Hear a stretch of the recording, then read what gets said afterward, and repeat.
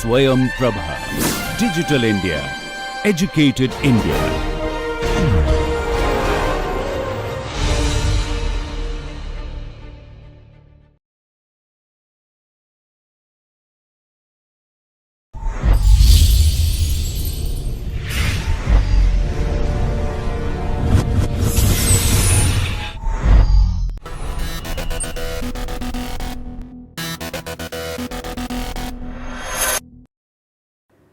We are discussing a new topic, basically the cross country experience in public private partnership in three different fields, three different areas: airports, ports and roads.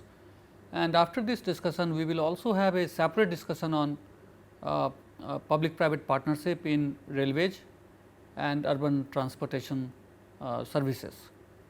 So, let me begin with basically what is basically the public private partnership, and then we will try to have the different discussion how public private partnership is working in airports, ports and roads.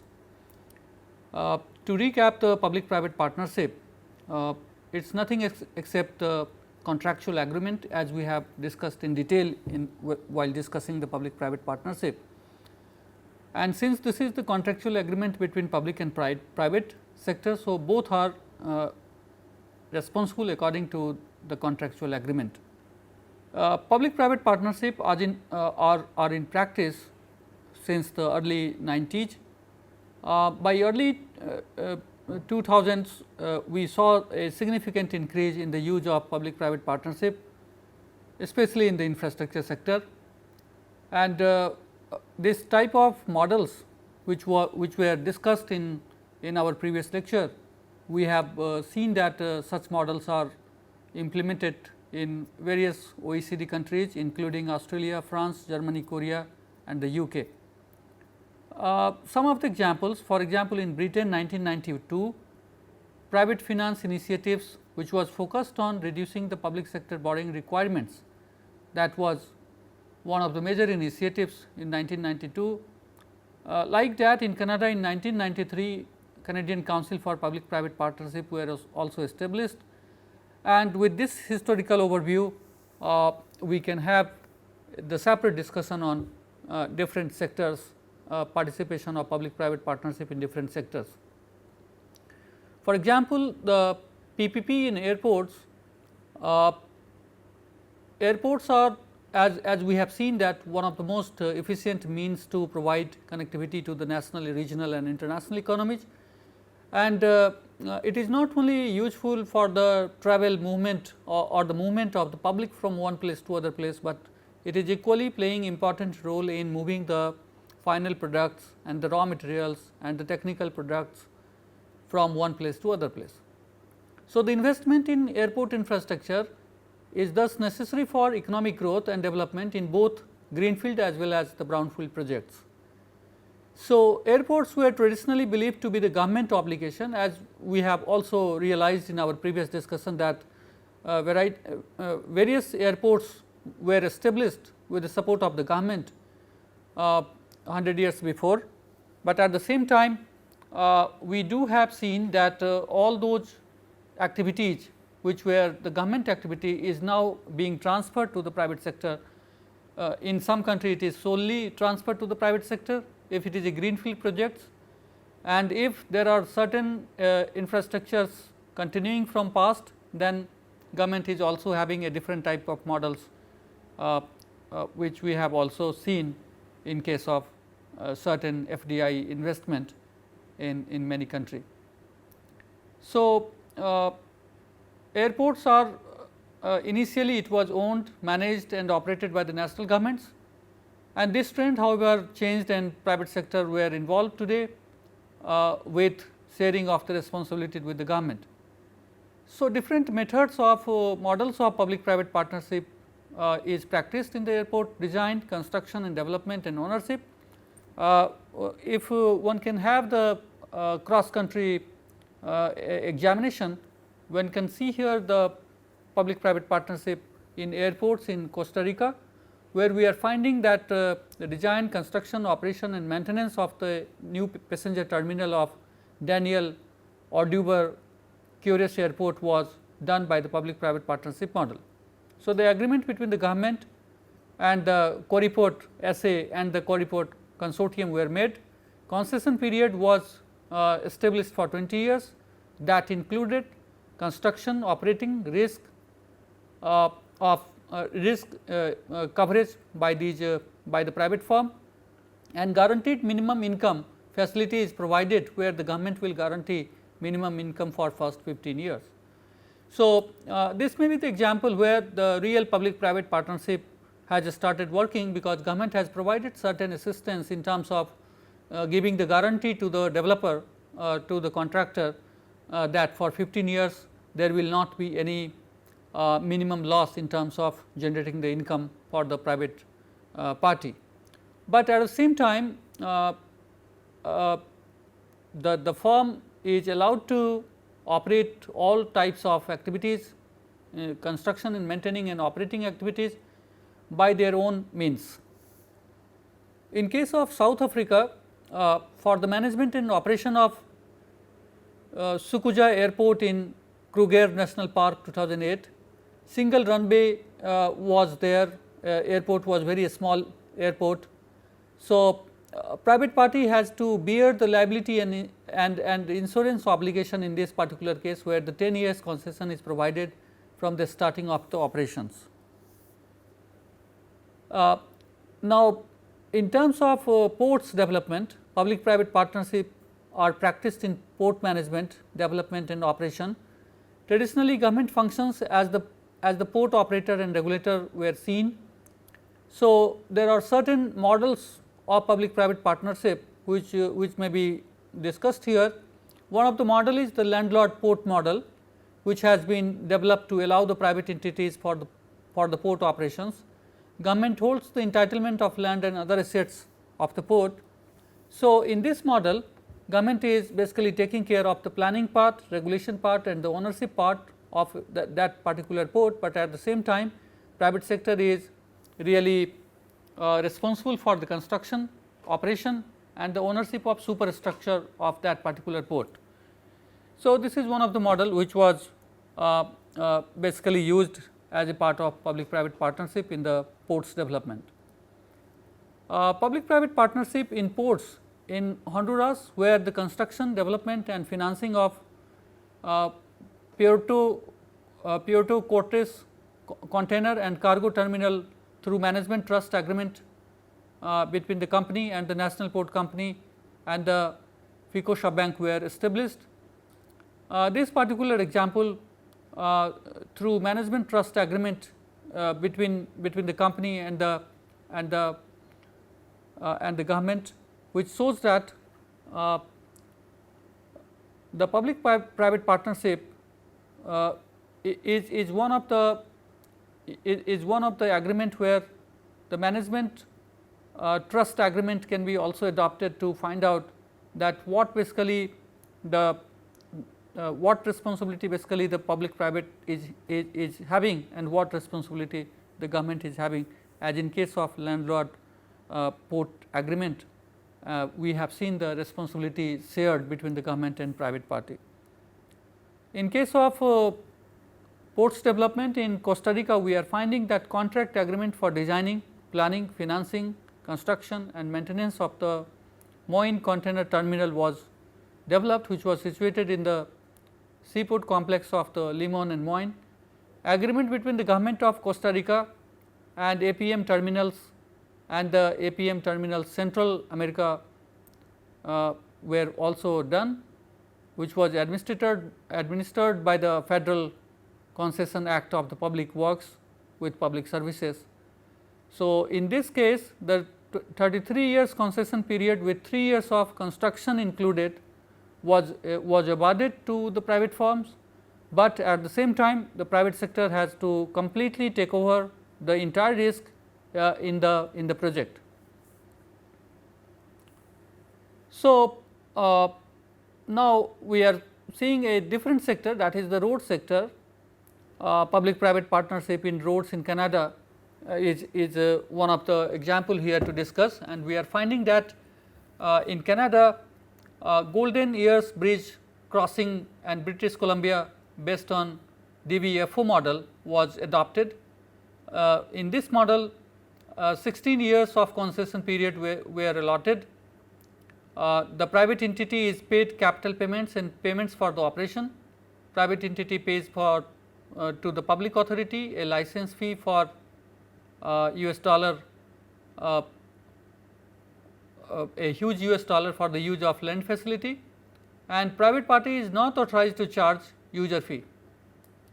So, in this case as we have discussed in our discussion on public private partnership methods, where we were also discussing that there are certain areas where the government can decide whether the private party is allowed to charge any fee or not, and it all depends on what type of government policy is for the public, in which sector government really wants to support the public and in which sector government really wants to charge the public.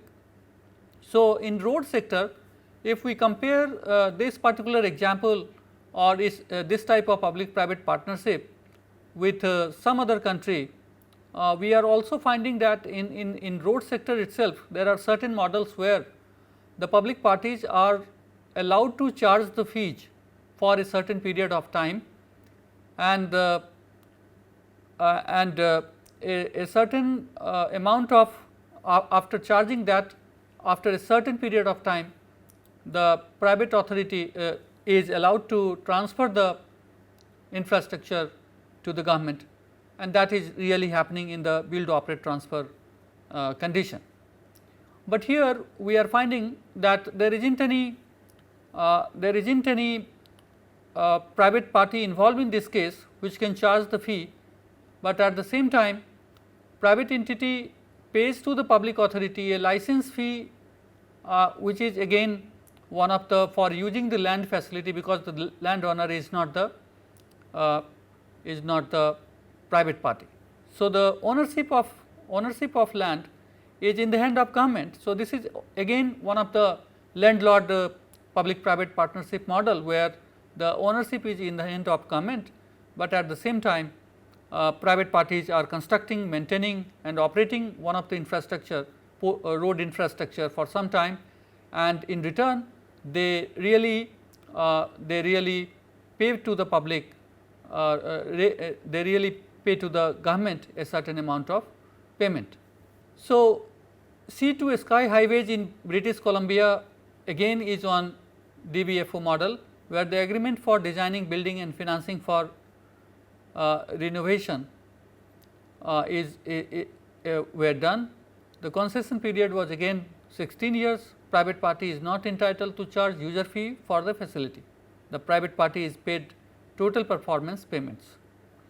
So, again in model in the second example, we are finding that this road development, road construction in Canada is basically the example where the private parties are not really free to charge whatever fee they are charging in whatever fee they want to charge, but ultimately government has finally decided that there should not be any charge, any fee charged from the public. So, in case of public private partnership model, especially in roads in Honduras, 4-lane highway alone, the Atlantic side of Honduras was 122 kilometers. The contract for construction, operation, transfer and maintenance were again given given to the private party, that involves design, finance, build, operate and transfer. This model may be also named as the BOT model, because ultimately the project has to be transferred to the government. So, based on minimum duration of 30 years, this particular project is again different from the projects in Canada, because in Canada the government has to really see the performance performance of the firm without any transfer, but in case of Honduras the government has to get the infrastructure ready from the private sector after 30 years.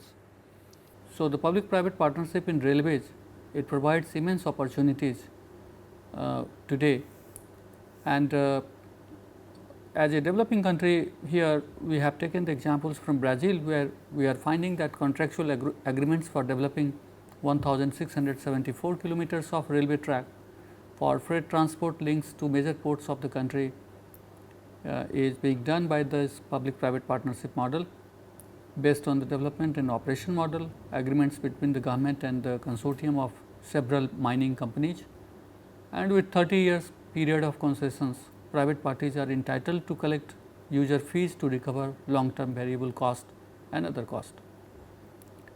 So, this is completely different from the Canadian road construction example, where the contractor was not supposed to charge any fee from the public. Here in Brazil, the government allowed them to charge, private party is being allowed to charge the fee from the public. In case of European Union, we can find out that channel tunnel fixed link across the English Channel between the United Kingdom and France is one of the public private partnership project. Contractual concession agreement between the United Kingdom and France and the Channel Tunnel Group Limited and France Manche SA being implemented, and based on the development, financing, construction and operation, this model is being implemented in railways. In UK, high speed railway link from St Pancras station, London to Channel 1 tunnel, agreement between the Secretary of the State of Transport UK and High Speed 1 Limited has been also experienced, and then that includes the design, construction, finance, operation and maintenance, not the transfer. In Peru, southern and the southern railway lines contract between the government and the private party is being achieved, and 30 years of concession with which can be also extended. The private party will are supposed to upgrade, rehabilitate the railway infrastructure, which includes the signaling and telecom system and the advancement of the operation. The access is open to other railway operators on payment basis. So, this is a little different from the other examples where the concession period is again subject to the extension. Public private partnership in urban, basically in case of this example, we are finding that due to the urbanization, rapid urbanization, which leads to the public transport, urban public transport, when we have to provide, it is not really an easy job for any government to provide such rapid urbanization requirement, especially for the traffic. So, there is a need to shift from private to public transport system, which was realized by many countries, and monorail, tram, metro and bus rapid transit system provides alternatives. Public private partnership in urban transport projects are important to facilitate a smooth and congestion free transportation. Delhi metro is one of the best example today, where we can see that how the urban public transport such as Delhi metro has provided a very peaceful way of travel compared to the diesel run bus in Delhi.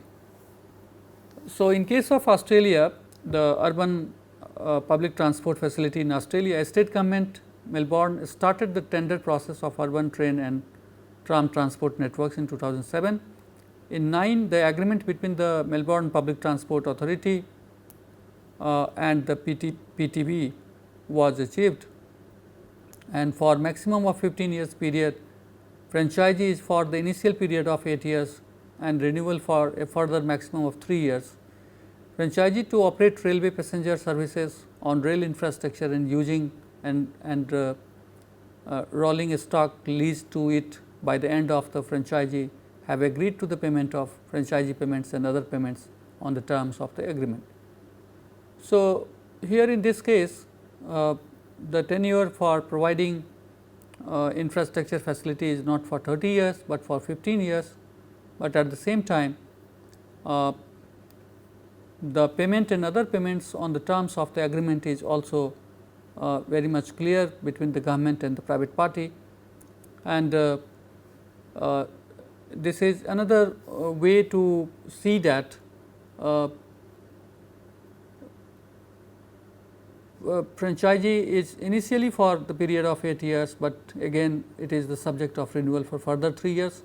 The Australian government has not really given a complete freedom to this particular firm to continue with the infrastructure facility without any proper control by the government. So, government year after a certain year, government is really having a control on the facility and the infrastructure provided by the private firm. So, this is one way to find out a very very controlled mechanism of public private partnership. Again, in case of United States, an example can be the fast track Eagle projects agreement, the contract between the regional transportation district and the Denver transit partners being made, and the plan to build 122 miles of the new commuter rail and light rail, 18 miles of bus rapid transit and 21,000 new parking spaces at light rail and bus station. This is one of the bigger project. So, coming back to again Canada in terms of urban public transportation, the construction and operation of a rapid transport link from the Richmond city centers to Vancouver airport in Ottawa, and partners are the government of Canada, the province of British Columbia and other private companies.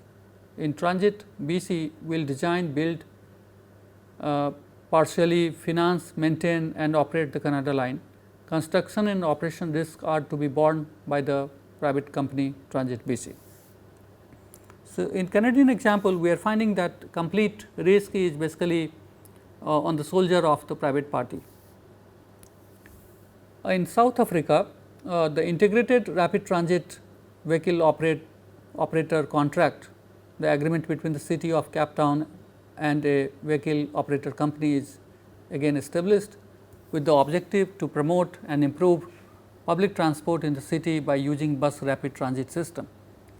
Private operators for the specified contract periods are allowed to operate through BRT system, and private operator is not authorized to collect any fees.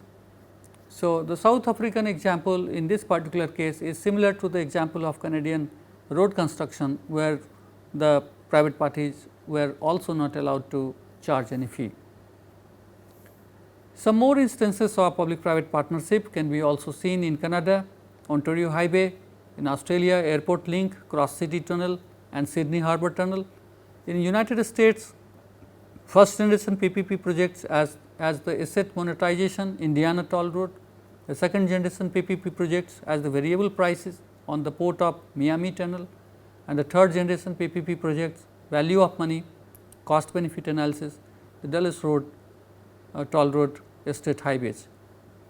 So, we can see here the varieties of public private partnership models are being adopted in the world today, and experiences of these countries, various experiences in railway, also in case of